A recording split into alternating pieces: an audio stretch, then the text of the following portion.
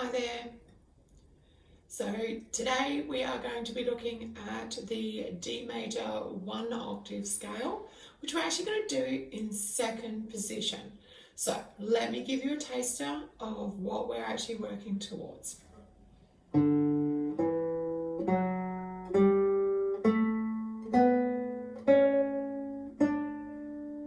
So D major does have a key signature that you really all need to remind yourself of every time you're playing it. So the key signature has 2 sharps. So we have an F sharp, which is here, and we also have a C sharp, which in the octave we are demonstrating today, that's what we need. So let's have a little look. So second position actually means that our first finger is actually behind the second fret, and that our second finger will play behind the 3rd fret, our 3rd finger will play behind the 4th fret, and our 5th finger will play behind the 5th fret. 4th finger will play behind the 5th fret. So the beautiful thing about this is it makes it actually easier for actual finger placement, because we have a better, I suppose it's more fluent and easier for us to actually kind of move our hand down and then actually work instead of trying to use our 4th finger, because it's not as strong as our 1, 2s and 3s. So we have this D, E, F sharp. So when we talk about it as a teacher to a student, we will actually label it in the sense of the fingers that we are using. So we are saying second position, but it would still be open, 1st, 3rd.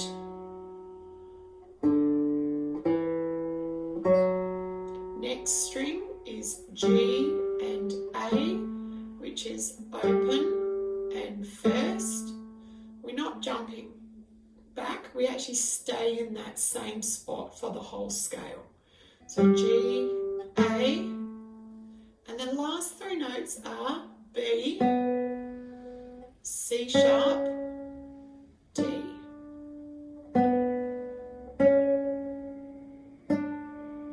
So all together it looks like this.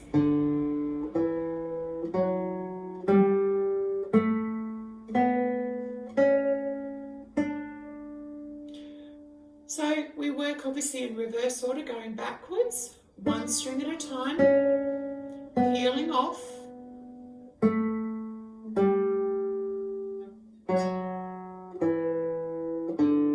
and again,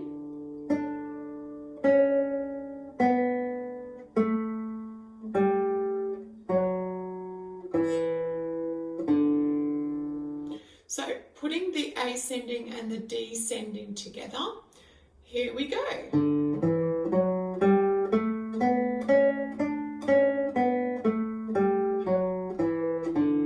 Try and join me. Ready, and.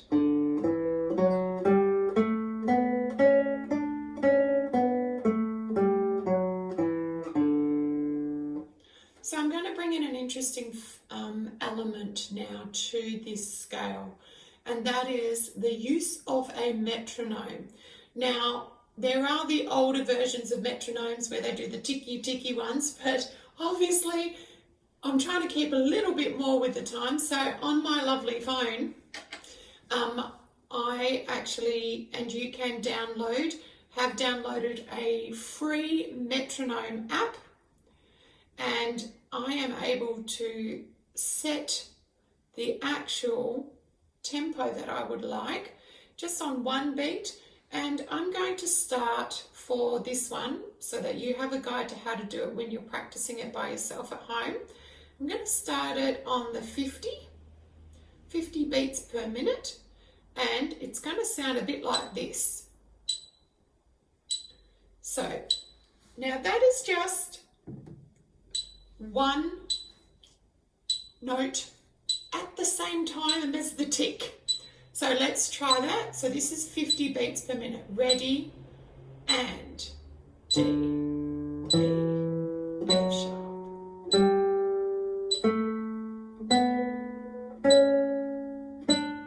So this is a very interesting exercise to do, even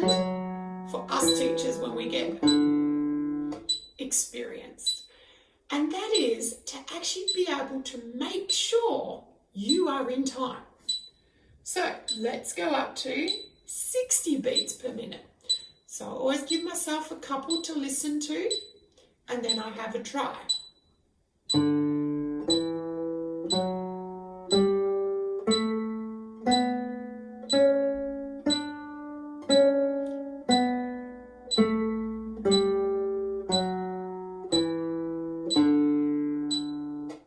And 70 beats a minute.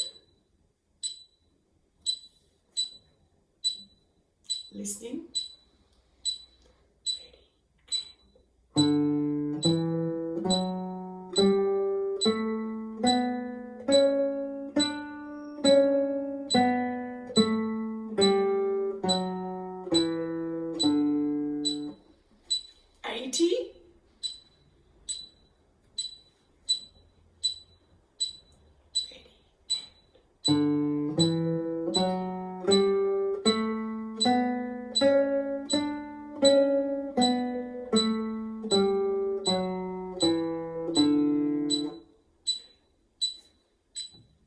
Now, it is obviously possible for you to increase that tempo, but as you would work on this, and usually this would be done over a week, is that you would start on the 50, just so that after you've worked through everything, I wouldn't introduce the metronome unless you're comfortable with what your notes are.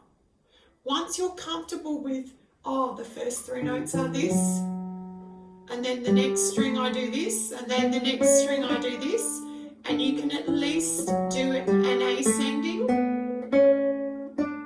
and then maybe choose to use the metronome at 50 to see if your ear can sync your action to be on the exact point. Then I would do the descending, same approach. Once you're comfortable with getting all the notes right, then bring the metronome in, do it on the lower so that your ear can sync with being exactly on the tick. Then start to look at the journey towards increasing the tempo.